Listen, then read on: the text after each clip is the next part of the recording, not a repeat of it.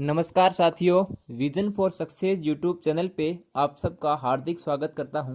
आज मैं आपसे कुछ ऐसे ही बिरले टॉपिक के बारे में चर्चा करूंगा। राजस्थान के अंदर आप सब जानते हैं कि एवरेज रेनफॉल जो वार्षिक वर्षा है, औसत वार्षिक वर्षा वो बहुत ही कम होती है। और राजस्थान 1 या 2 साल बाद राजस्थान का कोई न कोई भाग जल संकट को लेके ही सामना करता है। इस दृष्टिकोण से प्राचीन समय से ही राजस्थान के अंदर परंपरागत जल संरक्षण या जो ट्रेडिशनल वाटर हार्वेस्टिंग के कुछ प्रकार के विधियां है उसको लेके आपसे चर्चा करूंगा कि राजस्थान में वह परंपरागत जल स्रोत या फिर परंपरागत जल स्रोतों की कौन कौन सी विधियां हैं। उसमें मैं आपसे चर्चा करूंगा झालरा, टोबा, खड़ीन, बावड़ी, टांका, कुंडी, कुई, नाडी, तालाब, नहर और डिग्गी। ये राजस्थान के अंदर विभिन्न प्रकार के जल वाटर को हार्वेस्ट करने के कन्वेंशनल वाटर हार्वेस्ट के मेथड्स हैं।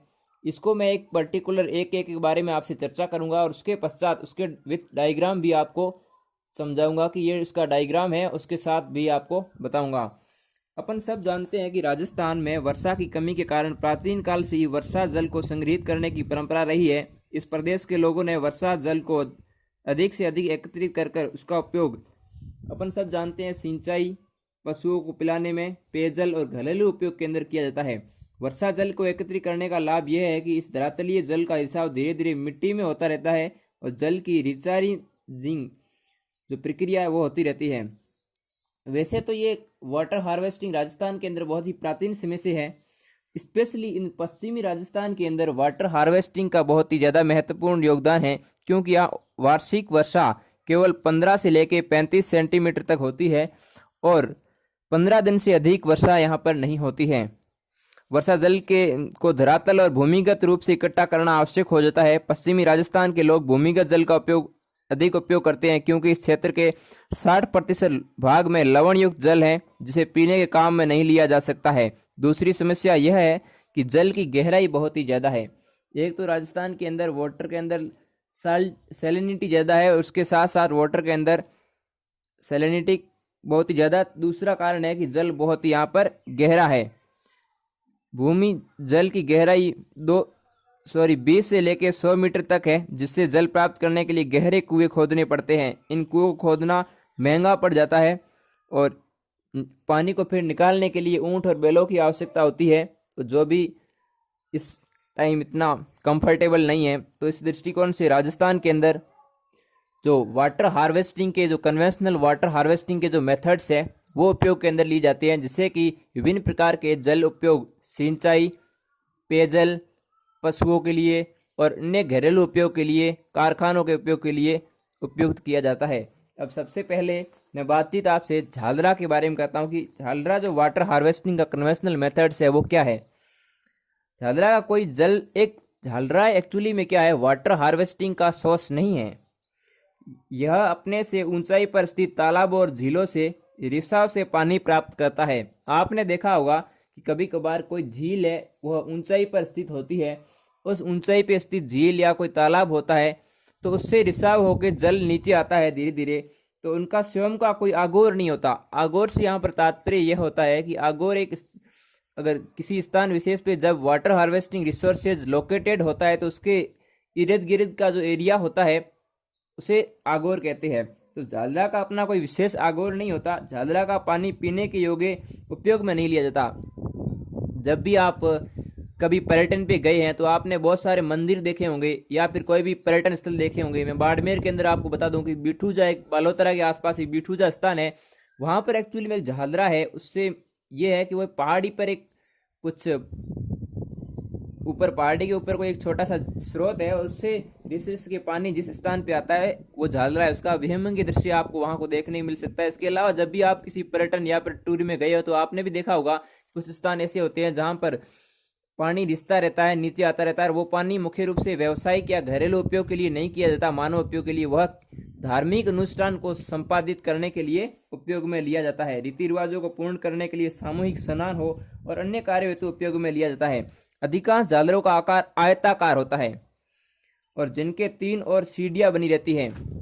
सीढ़ियाँ इसलिए बनी रहती है कि जैसे अपन एक स्विमिंग पूल की बात करते हैं लाइक एज, वैसा ही एक झालरा पार्ट होता है जो आयताकार होता है। और इस फर्क ये है स्विमिंग पूल और झालरा के अंदर कि स्विमिंग पूल के अंदर पानी अपन खुद डालते हैं और झालरा के अंदर एक्चुअली में क्या है, पानी प्राकृतिक रूप से किसी वाटर रिसोर्सेज से रिसके और वहां पहुंचता है। अधिकांश झालरों का जो वास्तुशिल्प है बहुत ही अद्भुत प्रकार का होता है। जल संचय की दृष्टि से अपना बहुत ही विशिष्ट योगदान है और उसका एक धार्मिक अनुष्ठान के अंदर बहुत ही ज़्यादा योगदान है। यह है झालरा।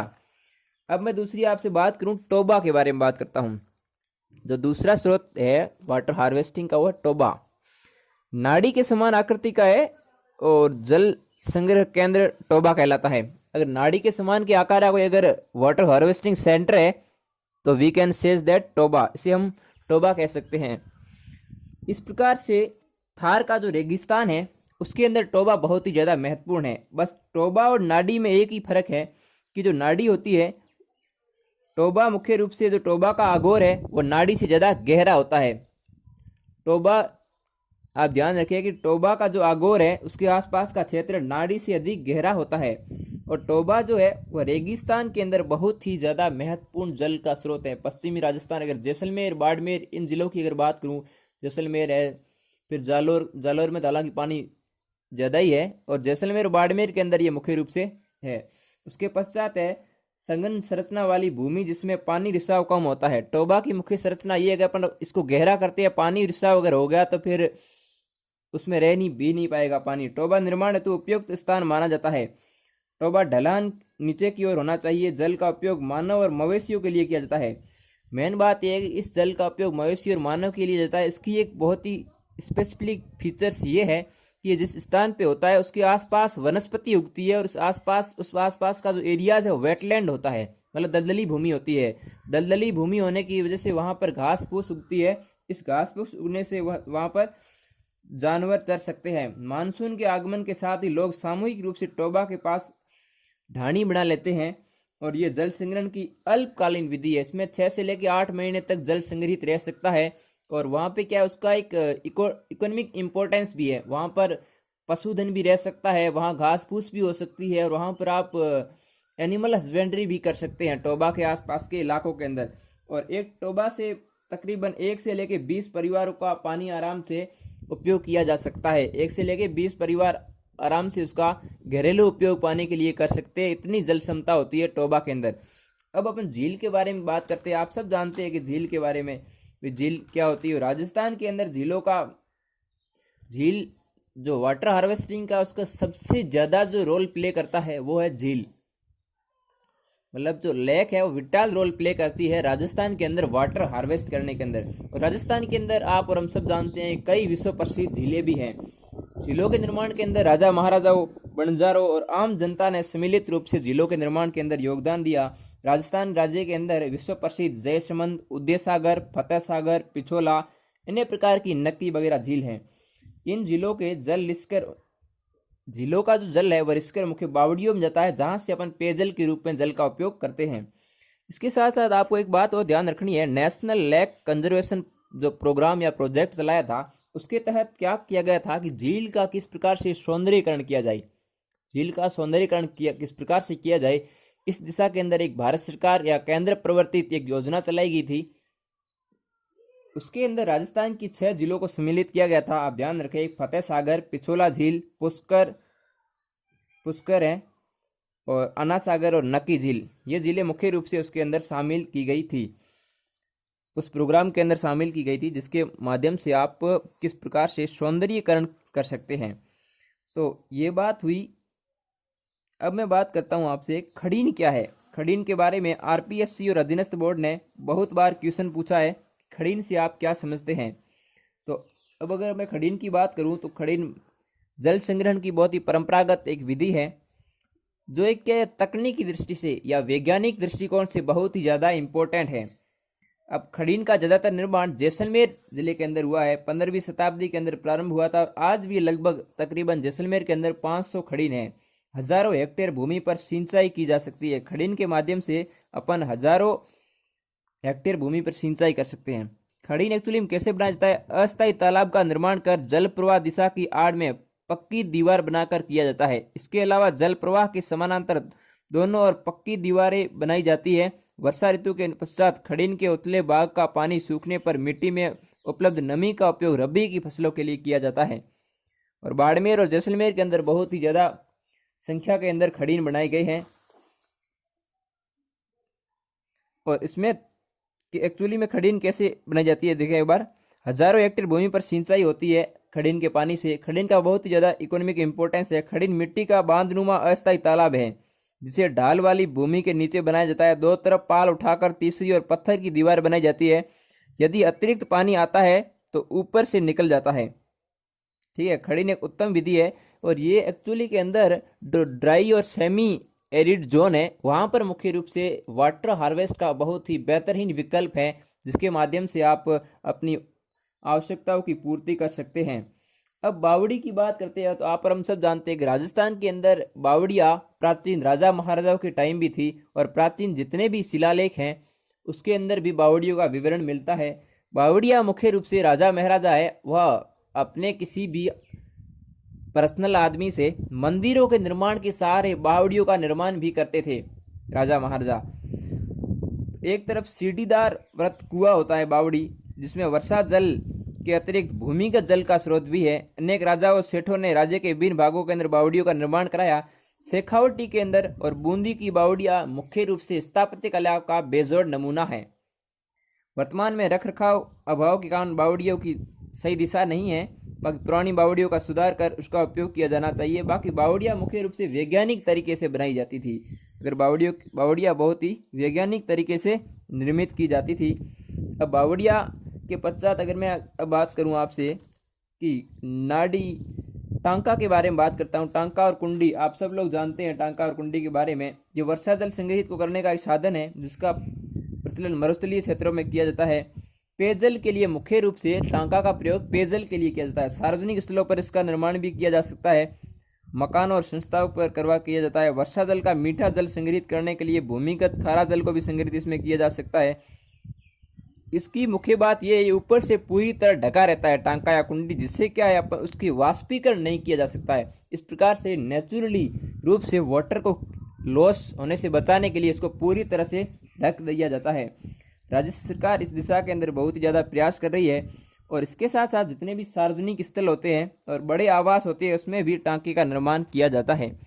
अब इन स्पेशली टांका पश्चिमी राजस्थान के नागौर, जोधपुर, जैसलमेर, बाड़मेर, बीकानेर और चूरू जिलों के अंदर बहुत ही ज़्यादा बनाए जाते हैं। वर्षा के पानी को इकट्ठा और छतों के नालों को पक्की सामग्री से बने तलघर में जोड़ा जाता है। स्थानीय लोग टांका कहते हैं। और जयपुर के जयगढ़ के बने टांके की जल संग्रहण जो क्षमता है वो 60 लाख गैलन है।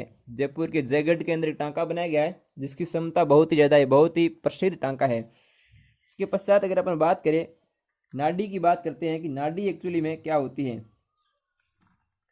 तो एक प्रकार का पोखर होता है नाडी। वर्षा जल को संचित करने के लिए पश्चिमी राजस्थान के प्रत्येक गांव में पोखर का निर्माण किया जाता है जिसमें वर्षा का जल संचित किया जा सके।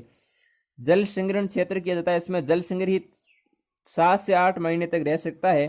यदि नाड़ी कच्ची होती है तो रिसाव होता है। पक्की नाड़ी में जल अधिक समय तक रह सकता है। अब राजस्थान के अंदर जो पक्की नाड़ी है उसका जो विवरण है 1520 के आसपास राव जोधा ने बनाई थी राजस्थान के अंदर। और नागौर, बाड़मेर और जैसलमेर के अंदर जितना भी जल मानव अपने उपयोग के लिए करता है उसका 40% भूमि का ये मुख्य रूप से नाड़ी के माध्यम से अपनी आवश्यकताएं पूरी करते हैं। गांव के पास निचली भूमि पर बने कच्चे जलाशय को नाड़ी कहते हैं। 3 से लेकर 12 मीटर तक नाड़ी मुख्य रूप से गहरी होती है। अब बात करें अपन कुइयों की बात करें। राजस्थान के अंदर विभिन्न प्रकार के कुएं हैं। कुआं या कुएं की बात करते हैं। पश्चिम राजस्थान में कुएं बनाने की परंपरा है इन्हें बेरी भी कहते हैं। कुई को मुख्य रूप से कुआं नहीं है, ये कुई है। कुई को बेरी भी कहते हैं। इनका निर्माण तालाब के पास किया जाता है जिनके रिसाव का पानी इसमें आता है। 10 से लेकर 12 मीटर गहराई पर होती है। सुरक्षा के लिए ढका जाता है। बीकानेर, जैसलमेर जिलों के अंदर कई कुई प्रचलन बहुत ही ज़्यादा है। उसके पश्चात कुएं की बात करते हैं तो कुआं भी एक अंडरग्राउंड वाटर का एक रिसोर्सेज है। ऊपर से कुएं को भी मुख्य रूप से ढका जा सकता है। और नहीं भी ढका जाता है। राजस्थान के अंदर बाटाडू का कुआं विश्व प्रसिद्ध है।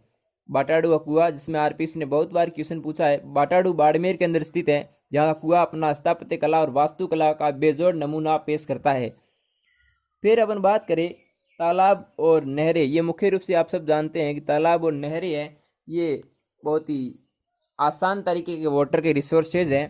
तालाबों से सबसे ज़्यादा सिंचाई भीलवाड़ा जिले के अंदर की जाती है। नहरों से सबसे ज़्यादा सिंचाई भरतपुर के लगभग की जाती है। और इसके साथ साथ एक डिग्गी नाम की एक और संरचना होती है, डिग्गी। इसमें क्या किया जाता है, सीमेंट से आप है ना नीचे के ताल को बांध लेते हैं, जमीन के नीचे खोदते हैं, खोदने के पश्चात पूरे एरियाज के अंदर सीमेंट बिछा देते हैं और उसको थोड़ा सा ऊपर लेते हैं और उसके पश्चात आप आर्टिफिशियली वाटर उसमें इकट्ठा करते हैं और उसको सिंचाई के लिए उपयोग किया जाता है। ये भी राजस्थान के अंदर वाटर को हार्वेस्ट या कन्वेंशनल वाटर हार्वेस्टिंग मेथड्स का एक टाइप्स है, जिसके अंदर आप इस प्रकार से सीमेंट के माध्यम से पक्की खुदाई करके उसको पक्का करके और पानी को इकट्ठा करके सिंचाई, पेयजल और पशुओं के लिए उपयोग किया जा सकता है। इस प्रकार से राजस्थान के अंदर विभिन्न प्रकार के ये सोर्स हुए, जिसके माध्यम से अपन वाटर को हार्वेस्ट कर सकते हैं। इस प्रकार से वाटर हार्वेस्टिंग के विभिन्न मेथड्स हुए। अब अपन देखते हैं कि एक्चुअली के अंदर जो अपन ट्रेडिशनल वाटर हार्वेस्टिंग करते हैं, उसके अंदर जल की गुणवत्ता क्या होती है। कई क्षेत्रों का अवलोकन करने पर ज्ञात हुआ कि अधिकांश स्थानों पर बावड़ियों के ऊपर वृक्ष थे, जिनसे पत्तियां गिरने के कारण जैविक नाइट्रेट की वृद्धि हुई।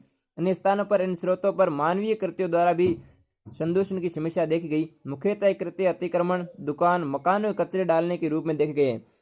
इन संदूषित जल स्रोतों में घुलनशील ऑक्सीजन तथा जैव ऑक्सीजन मांग का बीओडी का मान भी अधिक होता है, जिस कारण हुई अत्यधिक शैवाल वृद्धि ने जलीय जीवों के जीवन को अधिक खतरे में डाल दिया। परंपरागत जल स्रोतों में अतीत में पेयजल आपूर्ति में सक्षम थे, आज ये मुख्य रूप से प्रदूषण का शिकार हो गए हैं, क्योंकि आप जैविक नाइट्रोजन के अंदर वृद्धि होती है। जैविक नाइट्रोजन के अंदर वृद्धि होने से यूट्राफिकेशन होता है, एक टर्मिनोलॉजी है एनवायरमेंट साइंस के अंदर। यूट्राफिकेशन होने की वजह से वह जीवों की संख्या के अंदर वृद्धि हो गई। वृद्धि होने की वजह से वहाँ कॉम्पिटिशन हो गया और जो बीओडी है, ऑक्सीजन कम हो गई। वहाँ मुख्य रूप से जो घुलनशील ऑक्सीजन थी वो कम हो गई और बीओडी का मान अत्यधिक बढ़ गया। और बीओडी का मान बढ़ गया तो एल्गल ब्लूम हो गया। एल्गल ब्लूम होने की वजह से वहाँ पर पोल्यूशन हो गया। तो इस प्रकार से परंपरागत जल स्रोतों के अंदर अब है कि एक और भी मेथड्स है, जिसके माध्यम से अपन क्या करते हैं कि मुख्य रूप से अपन क्या करते हैं, उसके माध्यम से अपन किस प्रकार से अपन छतों के माध्यम से वाटर को हार्वेस्ट करें। ये तमिलनाडु के अंदर बहुत ही ज़्यादा है, वहाँ आसपास के एरियाज के अंदर बहुत ही ज़्यादा संख्या के अंदर छतों से पानी को संग्रहित किया जाता है। हमारे देश में प्रति वर्ष भूमि सतह पर गिरने वाले 4000 घन किलोमीटर जल का आधे से अधिक या आधे से 2/3 हिस्सा बेकार बह जाता है। दूसरी तरफ तेजी से बढ़ती जनसंख्या के लिए भूजल का अंधाधुंध दोहन पक्के मकानों, फर्शों और पक्की सड़कों के रूप में फैलता है। कंक्रीट जंगल और भूजल भंडार के लिए खतरे का संकेत दे रहा है। भूजल के अत्यधिक दोहन में उत्पन्न हुए गंभीर संकट का मुकाबला करने के लिए कई भागों में वर्षा के पानी को संग्रहित करने की योजना तैयार की गई है। मतलब आप रूफटॉप से किस प्रकार वाटर हार्वेस्ट कर सकते हैं, इस तकनीकी से गिरते भूजल को बढ़ाने की दिशा के अंदर ये बहुत ही कारगर साबित होगा। आधुनिक युग में भवनों की छत प्राय आरसीसी या फिर आरबीसी की बनाई जाती है। छत पर एकत्रित होने वाली वर्षा और अन्य जल की निकासी का प्रबंधन भली भांति किया जाता है। कई जगह इसकी निकासी छिद्रों द्वारा नीचे गिरने दिया जाता है। कुछ भवनों में इसे पाइप के द्वारा भूतल उतारा जाता है। इस तरह बहने वाले वर्षा जल को पाइप के माध्यम से अपन संग्रहित कर सकते हैं। इसके साथ साथ जो मनरेगा है, राष्ट्रीय रोजगार गारंटी योजना है, जो 2005 के अंदर शुरू हुई। अब उस योजना के अंदर जल भंडार के प्रावधान के बारे में बातचीत की गई थी। 1 अप्रैल 2008 से योजना संपूर्ण देश में लागू की गई। इस योजना में केंद्रीय स्तर पर जिन कार्यों की सूची निर्मित की गई थी, उसमें जल संग्रहित, वाटर कंजर्वेशन और वाटर हार्वेस्टिंग को प्राथमिकता दी गई। ये स्थानीय लोग इसको किस प्रकार से पूरा करें, इसके बारे में बातचीत की। किस प्रकार से जल समस्या को दूर किया जाए, किसके माध्यम से, अपन वाटर हार्वेस्टिंग के माध्यम से। इस प्रकार से मैंने आपसे बातचीत की कि अपन किस प्रकार से पश्चिमी राजस्थान के अंदर वाटर को हार्वेस्टिंग कर सकते हैं और वाटर हार्वेस्टिंग के बेहतर तरीके क्या हो सकते हैं और वाटर हार्वेस्टिंग के क्या विकल्प हो सकते हैं। अपन सब जानते हैं कि अगर वाटर हार्वेस्टिंग बेहतर तरीके से नहीं हो पाता है पश्चिमी राजस्थान या संपूर्ण राजस्थान के अंदर, जहाँ ऑल ओवर जो एवरेज एनुअल रेनफॉल है वो बहुत ही तुलनात्मक रूप से कम होती है, तो इस दिशा में उस स्थान की दशा बहुत ही बिगड़ जाती है। तो इस दृष्टिकोण से राजस्थान के अंदर वाटर हार्वेस्टिंग बहुत ही ज़्यादा इम्पोर्टेंट है और सरकारें वाटर हार्वेस्टिंग या वाटर कंजर्वेशन करने की दिशा के अंदर लगातार प्रयासरत है। इस प्रकार से वाटर हार्वेस्टिंग के बारे में बात हुई। धन्यवाद।